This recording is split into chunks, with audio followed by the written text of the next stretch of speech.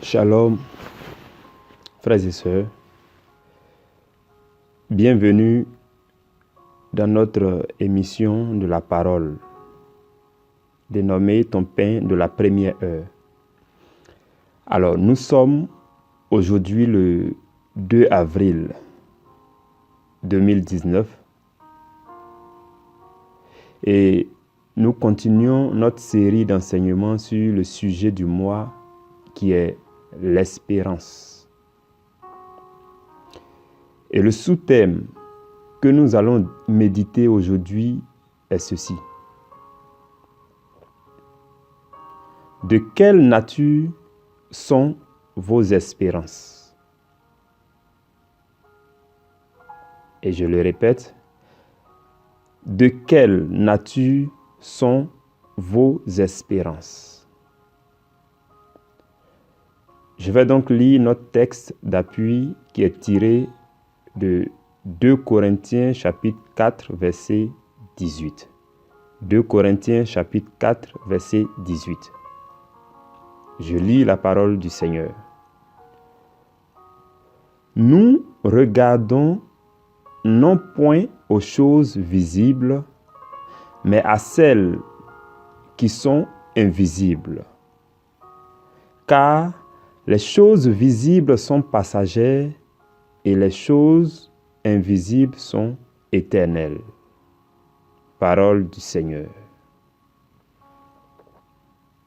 Je vais nous le relire rapidement, si vous me le permettez. 2 Corinthiens 4, chapitre 4, verset 18. Nous regardons non point aux choses visibles, mais à celles qui sont invisibles. Car les choses visibles sont passagères et les choses invisibles sont éternelles. Parole du Seigneur. Je voudrais bénir le nom de Jésus ainsi que la présence de son Esprit Saint et je prie qu'il prenne le contrôle de ce moment.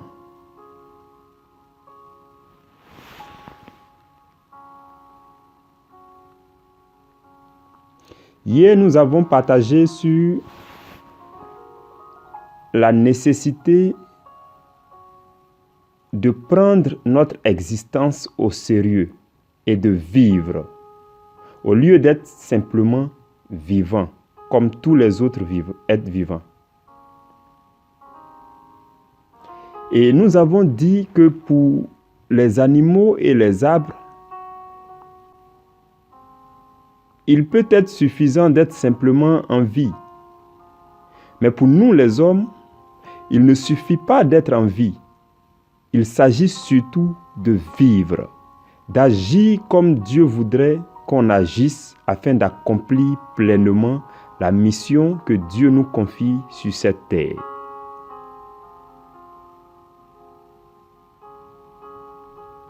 Pour le thème de ce jour, je voudrais tout d'abord que vous sachiez que tout ce qu'un homme peut espérer, tout ce qu'un homme peut désirer afin de mener à bien sa vie sur cette terre, tout cela se regroupe essentiellement en 2 catégories. Les choses visibles et les choses invisibles.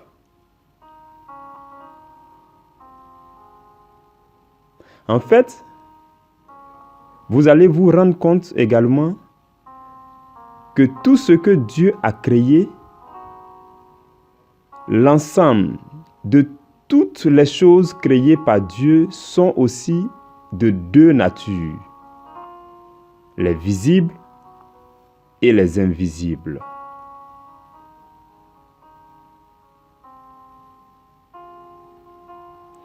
Il est vrai qu'on est en train de parler des choses visibles à part et des choses invisibles à part, mais en réalité, nous devons comprendre que toutes choses sont visibles. Toutes choses sont visibles en ce sens que les choses naturelles et physiques sont uniquement visibles par les yeux naturels de notre corps. Et de cette même façon,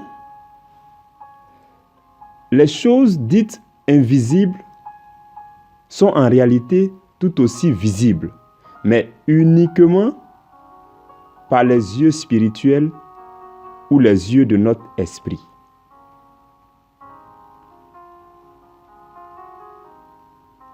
J'explique encore un peu cette idée.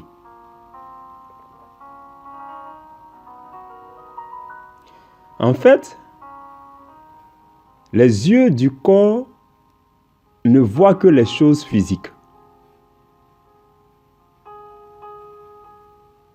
Et les yeux de l'âme, c'est en fait l'entendement ou l'intelligence humaine. Et ces yeux de l'âme ne peuvent voir que les choses intellectuelles. Et c'est par exemple le cas lorsque vous apprenez un cours, une leçon ou une chose intellectuelle et que vous les comprenez dans votre entendement. On pourrait alors dire que les yeux de votre âme viennent de voir quelque chose d'intellectuel. De la même manière, les yeux de notre esprit sont les yeux du cœur et ne peuvent voir que les choses spirituelles ou les choses dites invisibles.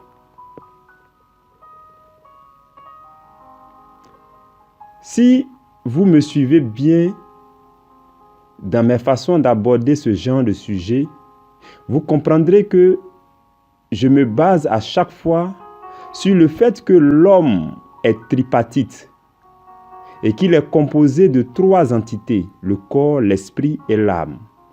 Et que pour mieux comprendre les choses, nous devons considérer séparément ces 3 entités.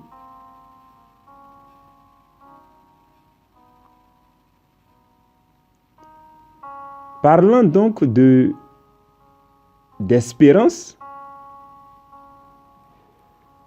nous savons que tout ce que l'homme espère se manifeste à travers un besoin vital ou non vital et qui s'exprime en demandant à être comblé. Entrons donc dans le vif de notre méditation en commençant par parler de nos espérances qui sont en fait des choses visibles.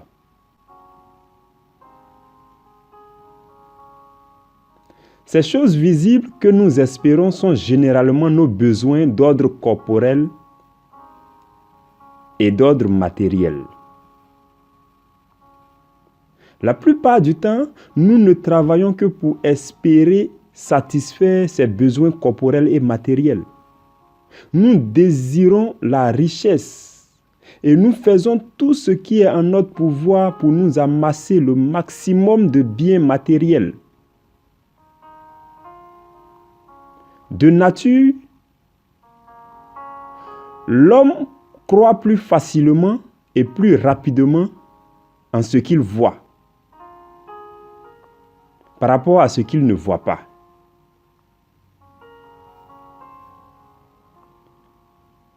Mais laissez-moi vous dire que là où la Bible va nous décourager un peu, c'est lorsque nous lisons dans Matthieu chapitre 6, versets 31 et 32. La Bible dit: « Ne vous inquiétez donc point et ne dites pas, que mangerons-nous? Que boirons-nous? De quoi serons-nous vêtus? Car toutes ces choses, ce sont les païens qui les recherchent. Notre Père céleste sait que nous en avons besoin. »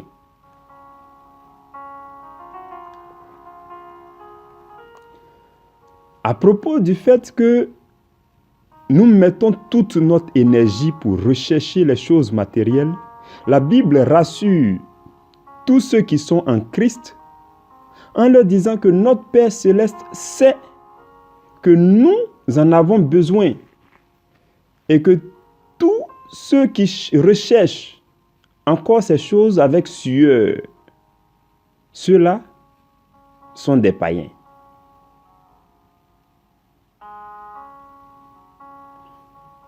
je suis convaincu dans le Seigneur que toi, tu n'en fais pas partie et que tu ne feras plus jamais partie de ces personnes qui passent tout leur temps à s'inquiéter et à s'épuiser, alors que la Bible passe également tout son temps à nous dire « Ne vous inquiétez de rien ». La Bible dit encore dans 1 Timothée chapitre 6 versets 7 à 9. Nous n'avons rien apporté dans le monde et il est évident que nous n'en pouvons rien emporter. Si donc nous avons la nourriture et le vêtement, cela nous suffira. Et au verset 9, la Bible dit « Mais ceux qui veulent s'enrichir tombent dans la tentation, dans le piège et dans beaucoup de désirs insensés et pernicieux qui plongent les hommes dans la ruine et la perdition. »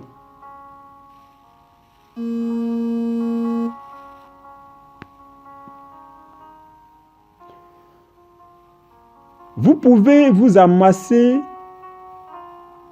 tout ce que vous voulez dans ce monde, mais vous n'irez avec rien le jour de votre mort. Les choses visibles ne sont pas les plus excellentes à rechercher. Au lieu de vous inquiéter dans tous les sens et de courir dans toutes les directions, je voudrais nous apprendre en ce matin qu'il y a un moyen plus excellent pour acquérir ces choses visibles et matérielles sans vous épuiser.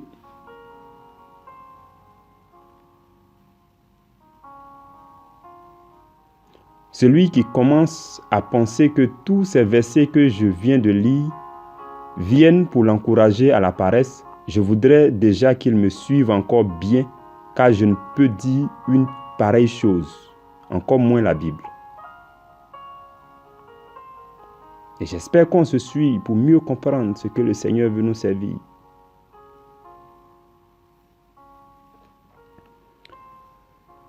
Le verset qui nous sert de texte d'appui nous révèle clairement que les choses visibles sont passagères et les choses invisibles sont éternelles.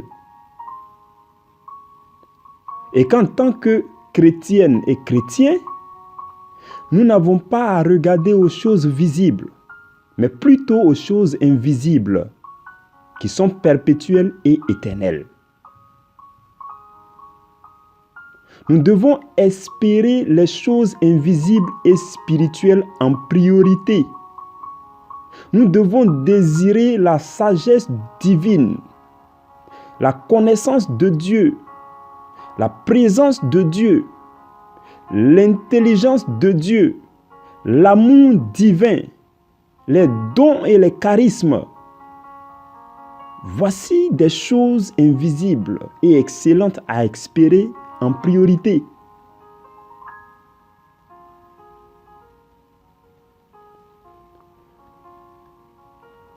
Nous lisons dans Hébreux chapitre 11, verset 3, que ce qu'on voit n'a pas été fait de choses visibles. Ce qu'on voit à l'œil nu n'a pas été fait de choses visibles. De sorte que la terre et tout ce qu'elle contient ont été créés par la parole de Dieu qui est une chose invisible.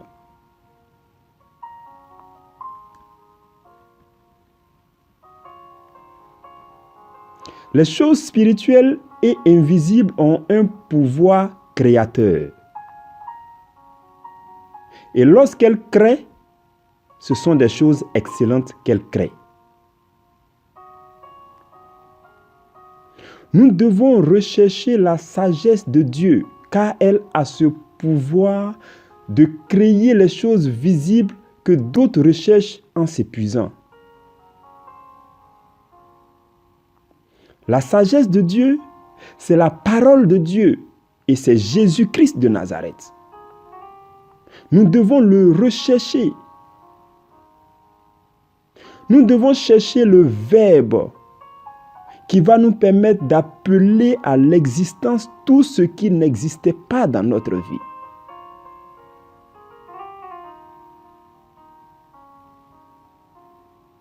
Et en ce matin, je crois nous avoir donné un squelette à propos de notre sous-thème. Et je prie que le Seigneur lui-même, par son Esprit Saint, vous aide à couvrir ces squelettes de chair. Amen. Incline la tête avec moi. Seigneur, roi des rois, Dieu de l'univers, Dieu créateur de toutes choses. Seigneur, nous voulons te bénir et te glorifier, toi qui nous as créés à ton image et selon ta ressemblance. Je prie maintenant que, Seigneur, tu accordes à tes enfants les biens célestes, les choses spirituelles et éternelles, afin que, Seigneur, nous puissions opérer sur cette terre comme toi-même tu opères. Donne-nous, Seigneur, ce pouvoir créateur. Donne-nous de désirer les choses saintes, excellentes et invisibles. Béni soit ta sainteté, roi des rois. Merci Seigneur Jésus. Amen. Excellente journée à toi et chez toi et rendez-vous demain dès la première heure. Que Dieu te bénisse abondamment.